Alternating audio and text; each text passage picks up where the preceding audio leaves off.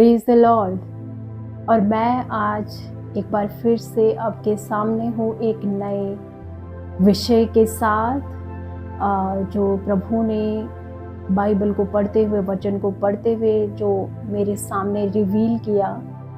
और वो विषय है कि कैसे परमेश्वर आपको सीरियस लेता है when you take him seriously. So आप लोगों में से बहुतों ने 2 राजाओं पढ़ा होगा, 2 किंग्स, और इसमें 6 से लेके 8 चैप्टर के बीच में हम देखते हैं एक कहानी, एक सच्ची कहानी जो कि है एक स्त्री की, शुनेम वासी जो स्त्री है, कैसे उसने परमेश्वर के दास के लिए यानी अलीशा के लिए अपने घर के ऊपर एक कमरा बनाया। और उसने कुछ मांगा नहीं था उसके बदले, कुछ चाहा नहीं था उसके बदले, लेकिन उसे अलीशा ने ही बोला कि अपने सेवक को जाके बोला कि इसको पूछ के आ, इसको किस बात की ज़रूरत है।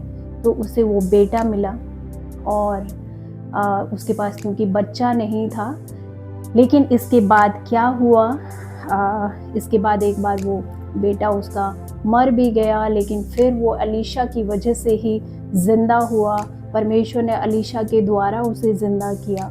लेकिन मैं यहाँ पे आपको सिर्फ ये बताना चाहती हूँ कि कैसे परमेश्वर ने इस स्त्री को इतना सीरियस लिया कि जब उस जगह पे अकाल पड़ा तो परमेश्वर ने अलीशा के द्वारा उसे सेफ जगह में पहुँचाया। कैसे? जब वहाँ पे अकाल पड़ रहा था 7 साल का, तो हम चैप्टर 8 में से हम पढ़ेंगे कि जिस स्त्री के बेटे को अलीशा ने जिलाया था, उससे उसने कहा कि अपने घराने समेत यहाँ से जाकर जहाँ कहीं तू जा सके वहाँ जाके रह, क्योंकि यहोवा की इच्छा है कि अकाल पड़े और वह इस देश में 7 वर्ष तक बना रहेगा। सो अलीशा ने उसे बोला कि तू पलिस्तियों के आगे, अगर हम पढ़ेंगे तो पलिस्तियों के देश में जाकर वो रहने लग गई। लेकिन यहाँ पे हम क्या परमेश्वर ने मुझ पे रिवील किया कि जब वो अकाल पड़ रहा था तो परमेश्वर ने उसे कैसे सीरियस लिया कि जहाँ पे, जिस जगह पे वो रहती थी, जहाँ पे अकाल पड़ना था, जहाँ पे जब हम पूरा ये 2 राजाओं पढ़ते हैं तो वो कितना भयंकर अकाल था कि जहाँ पे लोग एक दूसरे के बच्चे को खाने लग गए थे, वो ऐसा अकाल था। तो उस जगह से परमेश्वर ने उसे दूर किया और एक ऐसी जगह पे रहने को वो चली गई जहाँ पे अकाल नहीं था।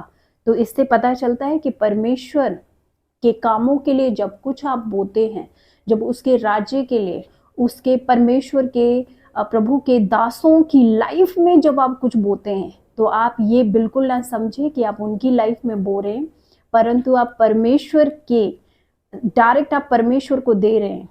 तो परमेश्वर जो है फिर आपको सीरियस ले लेता उस स्त्री की तरह, जो अकाल के दिनों में फिर बचाई गई। लेकिन जब वो वापस आई तो वो उस देश के, उस टाइम के जो राजा थे, उसके पास जाके अपनी अपील लेके गई कि जो मेरी ज़मीन थी वो मुझे वापस दी जाए।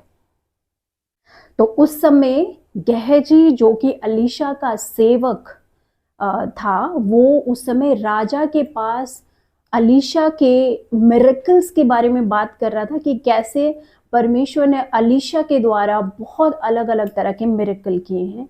और वो उसी स्टोरी को उस टाइम बता रहा था कि कैसे एक औरत के बेटे को परमेश्वर ने अलीशा के द्वारा जिंदा किया।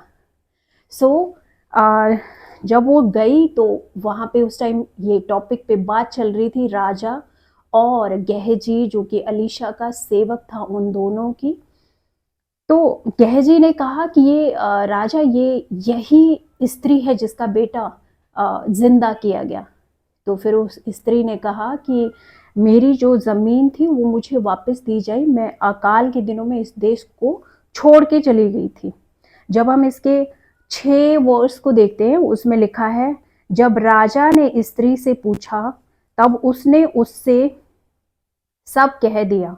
तब राजा ने एक हाकिम को ये कहकर उसके साथ कर दिया कि जो कुछ इसका था, वरन जब से इसने देश को छोड़ दिया था, तब से इसके खेत की जितनी आमदनी अब तक हुई हो, सब इसे फेर दे। हालेलुया।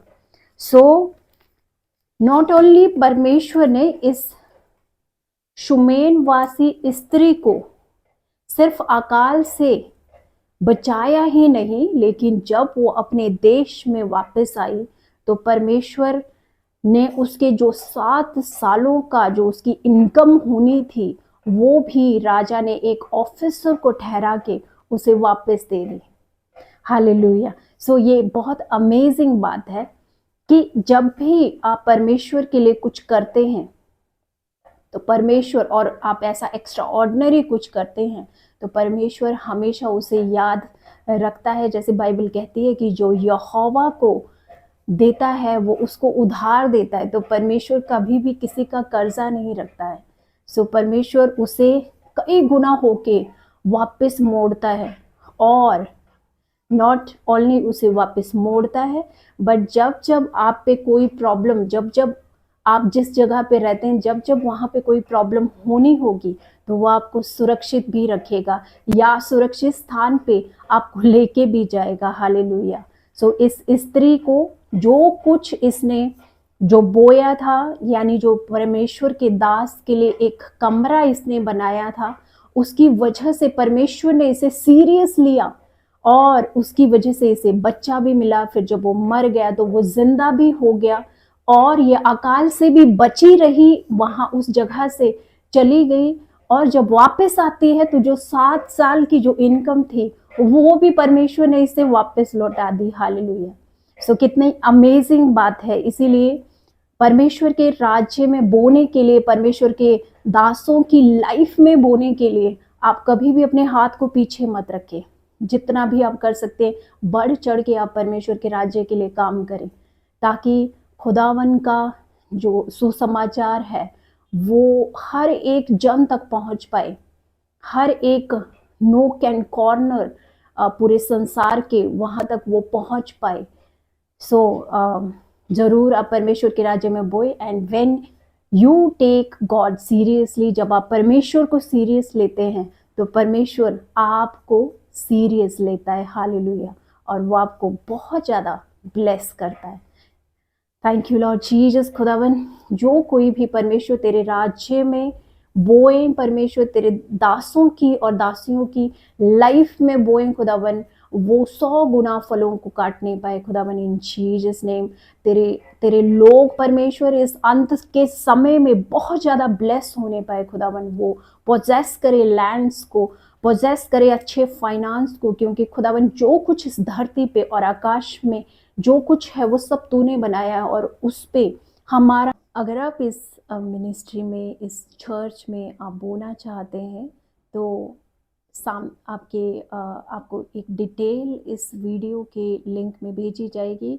तो आप उस पर अपने ऑफरिंग्स को, अपने दशमांश को, या किसी भी तरह की कोई भेंट जो आप परमेश्वर के राज्य में बोना चाहते हैं उसको आप दे सकते हैं। तो आपको एक स्कैनर और अकाउंट डिटेल्स आपको दी जा रही है, आप इस पे आप बो सकते हैं। Hallelujah, praise the Lord.